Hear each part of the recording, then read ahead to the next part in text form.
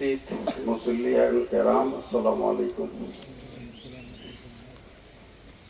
অত্যন্ত ভারাক্রান্ত হৃদয়ে এখানে দাঁড়িয়েছি। আমাদের সকলেরই মরতে হবে।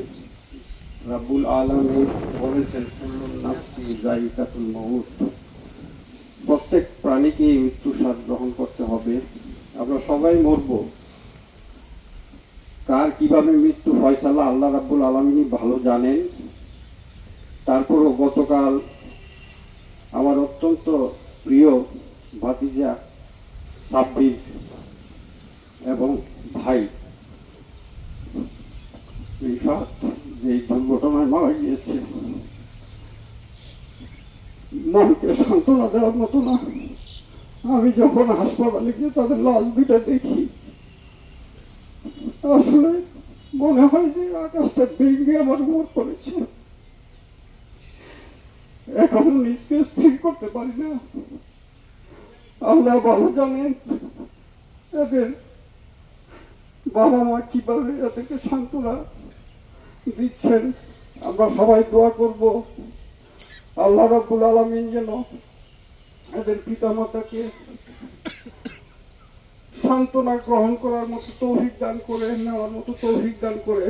আমরা সবাই দোয়া করবো আল্লাহ রাব্বুল আলামিন যেন ওদেরকে বেহেশত নসিব করেন। এর চেয়ে বেশি কিছু বলার মতো কিছু নাই। তারপরও আমি একটু কথা এখানে বলবো, যেহেতু অনেক যুবক এখানে উপস্থিত, অনেক গার্জিয়ান এলাকার উপস্থিত। আমরা যেহেতু সামাজিক কাজে, রাজনৈতিক কাজে জড়িত, দায়িত্ব থেকে বলছি যে আমরা অভিভাবক হিসাবে এবং আমরা যুবক যারা আছি, আমরাও চিন্তা করব যে আসলে আমরা যারা মোটরসাইকেল চালাই, আসলে আমাদের প্রয়োজন আছে কিনা। সন্তানরা চাইলেও 15 বছর, 20 বছর, 22 বছর, 18 বছর বয়সের ছেলেরা বাবা মার কাছে আবদার করলো, বাবা বিদেশ থাকে অথবা এখানে সেখানে যেভাবেই টাকা রোজগার করে, আমরা সন্তানের আবদার রাখার জন্য মোটরসাইকেল কিনে দেই। আমরা চেষ্টা করব বুঝিয়ে যাতে এগুলি আমরা না দেই। আর যদি প্রয়োজন, তো অবশ্যই মোটরসাইকেল আমরা প্রয়োজনে চালাবো। যদি চালাই, আমরা যেন, আমাদের সন্তানরা যেন নিয়ম কানুন মেনে এবং ধীরস্থিরভাবে তাদের কর্ম পরিচালনার জন্য যতটুকু প্রয়োজন সেইভাবেই চালায়।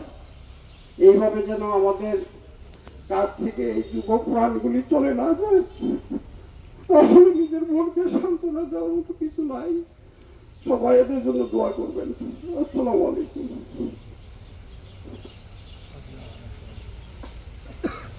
এই রিফাতের আব্বা আসছে। রিফাতে